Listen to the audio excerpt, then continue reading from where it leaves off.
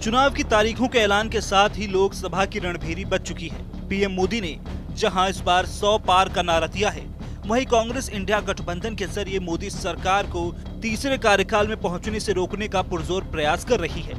प्रदेश में लोकसभा की 25 सीटें हैं, जिन पर 2014 और 2019 में बीजेपी ने क्लीन स्वीप किया था।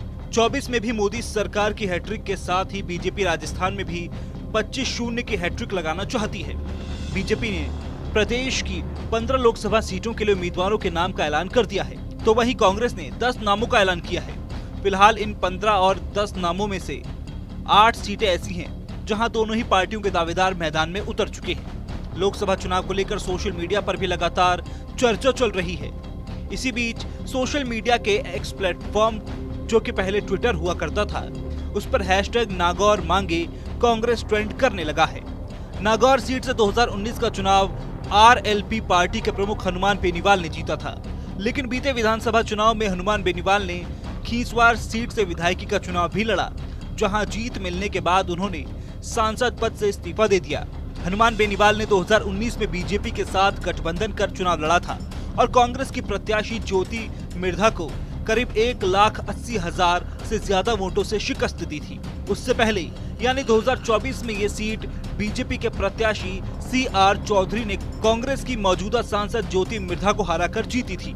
अब 2024 के चुनाव में बीजेपी ने ज्योति मिर्धा को ही अपना उम्मीदवार बनाया है, जो कि पिछले 3 चुनाव लगातार हारती आ रही हैं। नागौर सीट पर सियासी संग्राम से पहले आपको सोशल मीडिया पर ट्रेंड हो रहे हैशटैग नागौर मांगे कांग्रेस के बारे में बता देते हैं। हैशटैग नागौर मांगे कांग्रेस के साथ ही सोशल मीडिया पर एक पोस्टर भी वायरल हो रहा है, जिसमें कांग्रेस का हाथ वाला लोगो है और लिखा है नागौर से उठी आवाज हैशटैग नागौर मांगे कांग्रेस।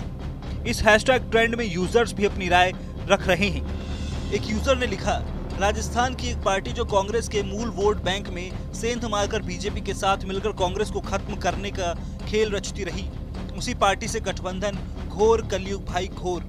हैशटैग नागौर मांगे कांग्रेस।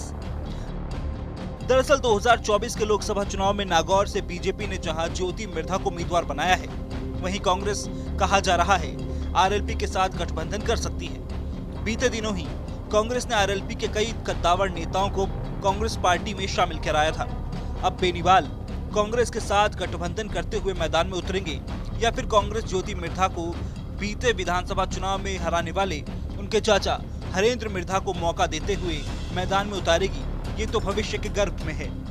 लेकिन माना यह भी जा रहा है कि बेनीवाल से गठबंधन को लेकर न केवल नागौर बल्कि प्रदेश स्तर के कई बड़े नेताओं का मन भारी हो रहा है। ऐसे में संभावना यही जताई जा रही है कि कांग्रेस अपना ही कोई उम्मीदवार मैदान में उतार सकती है, और अगर ऐसा होता है तो क्या कांग्रेस बीजेपी की हैट्रिक रोकने में कामयाब होगी, ये बड़ा सवाल है।